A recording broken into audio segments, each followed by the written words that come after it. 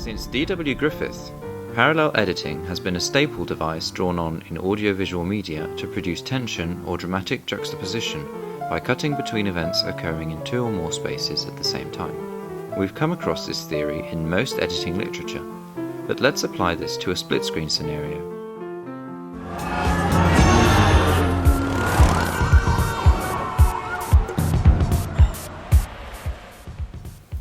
Whereas traditional cross-cutting between scenes in film described a sequence of events, split screens evince a desire for a simultaneity of events that appears to be parallel. As Lurie notes, in effect, the split screen is a substitute or condensation of the common film practice of parallel editing.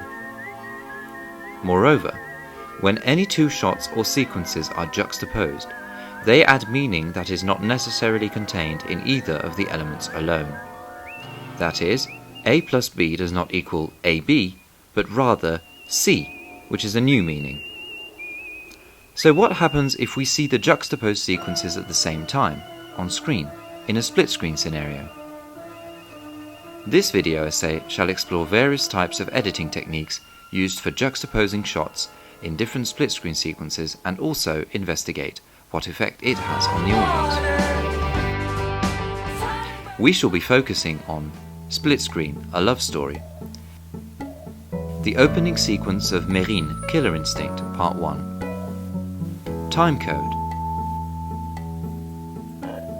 and a film made as part of the MAPPE course called Night by Night. This short film, directed by James W. Griffith, displays the form edit. This kind of a cut is established by cutting either two different objects, spaces, or compositions in which the objects in both the shots match through shape, color, dimension, or sound. As you can observe, the editor has matched the shape and dimension of the objects occurring in two parallel sequences to create one frame. These kinds of sequences require pre-production planning to get similar angle shots for both screens. However, while editing such a sequence, it is important to match the proportion, dimension, and movement of the objects that appear parallel on screen to create the desired unified effect. For example, we can observe the way the editor has matched the movement and shape of the cycle wheel by following its exit point from part A of the screen and continuing the action in part B of the screen. We can observe this movement in the following shots as well. Furthermore, in this film, the parallel shots appear and disappear both at the same time without any intercut in the middle. But this is not the case in the following examples, where the timing of the cut in the parallel sequences is different in the multiple parts of the screen.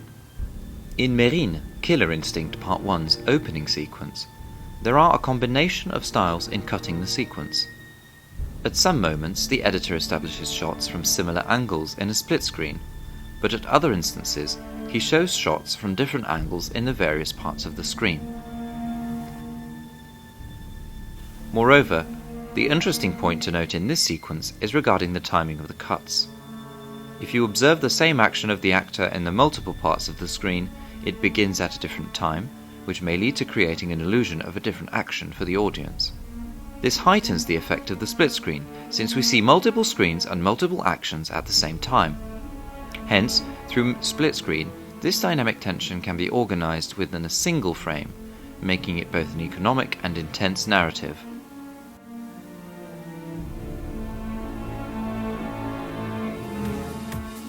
Night by Night has a blend of different actions taking place across a span of time, but shown simultaneously through multiple screens to reduce the screen time.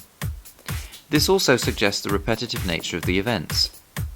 For this scene, the editor was given a choice to juxtapose the shots without the use of split screen and use dissolves as a transition to exhibit the passing of time.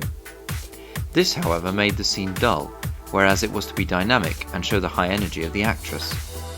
Hence, the director and editor decided to use multiple screens to show the different movements of the actress.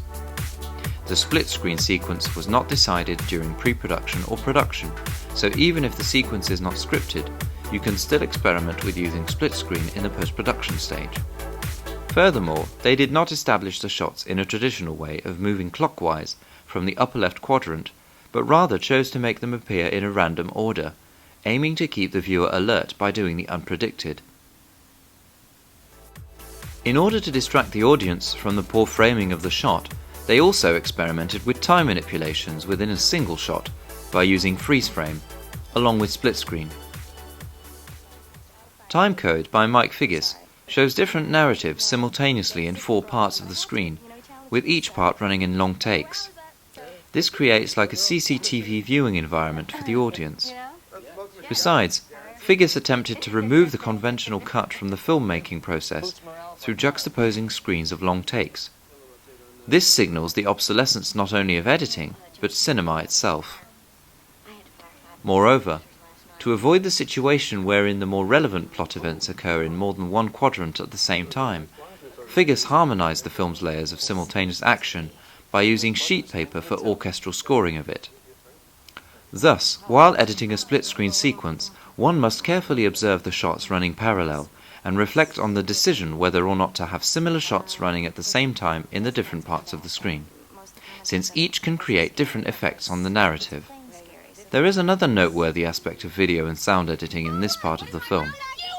If we pay attention to the direction from where the sound is coming, you shall observe that it is from the same side of its video counterpart. For example, we see the 2 ladies talking in the car on the left-hand upper quadrant of the screen, and hear the sound on the left speaker. The interesting sound edit adds to the theme of parallel activities happening in different spaces at the same time. There has been research done by Dynamic Images and Eye Movements, DIEM, on how people look and see on a single screen, but information on the eye movements for a split-screen scenario was difficult to find. With so many different activities happening parallel on screen, does the viewer follow all screens at the same time? According to Figgis, the multiple screen involves a greater degree of engagement on the part of the audience. It requires alertness and attention, and most importantly, the element of choice embedded within it regarding which screen the audience wishes to follow. Bazin welcomes the opportunity for the spectator to pursue their personal choice of what to concentrate on, but this choice is nevertheless a restricted one, enacted within the realms of what the director has already placed on the screen. However, Browning argues that it is virtually impossible to concentrate on 2 parts of the screen simultaneously. To test these perceptions and claims, I conducted a small study on the eyeball movement of viewers' experience while watching different types of split-screen sequences. For the purpose of the study, I showed a 3-minute video which was a compilation of all the sequences we analyzed during this video essay. Beginning with Split Screen, a love story, the viewers scanned the screen from left to right, unaffected by the screen position of the actions on screen. The same pattern was continued for Even a Screen which didn't have any action. This raises a similar viewing pattern to Reading, wherein the reader scans the page from left to right. It would be interesting to observe if there is any difference in the direction of scanning for readers who read a language script from right to left. In contrast, while the viewers watched Mérine's split-screen sequence, their eye movement was driven by the change in action in the various screens. However, when the screen was split in more than 3 parts, there was no similar pattern in the viewing, since all the viewers looked at random parts of the screen. For Night by Night, the eye movement was followed in a clockwise manner by most of the viewers. And while the actress walked to the closet, the viewers did follow the action on the screen. This can be considered as a screen position edit for a split-screen scenario, since it relies on movement or action in the first shot, forcing or directing the eye of the viewer to a new position on the screen. Whereas, in the case of timecode, the eyeball movement was random, and there wasn't any significant match between 2 or more respondents. Hence, it can be considered that when there are completely different sequences running at the same time with different sounds, the editor may not have control over which part of the screen he or she wants to divert the attention towards, because in this scenario, by the time the viewer traces the source of the sound back to its relevant image, the sound direction changes again very quickly. Therefore, looking at the various trends of the viewer's eye movement and attention, an editor can at times attempt to plan where he or she wants the audience to see in a split-screen scenario. Bordwell and Thompson claimed that the filmmaker must carefully coordinate the multiple frame imagery, either to focus the viewer's notice or to send it ricocheting from one image to another. Thus, in conclusion, through studying these sequences, we observe that split-screen or multiple-screen imagery can be used in so many different ways, and when part A plus B or more parts are put together at the same time, they resonate a different meaning to the viewing experience.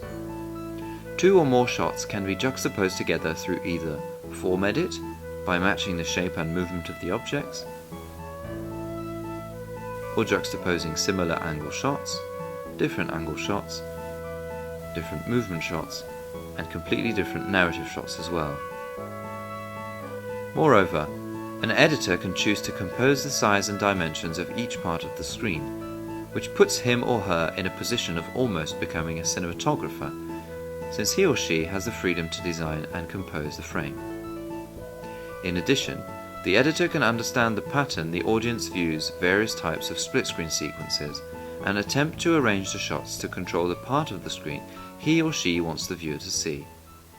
Lastly, the editor can carefully plan the timing of the appearance of each part of the screen, as well as the timing of the cuts within each part, since they create a different effect on the audience.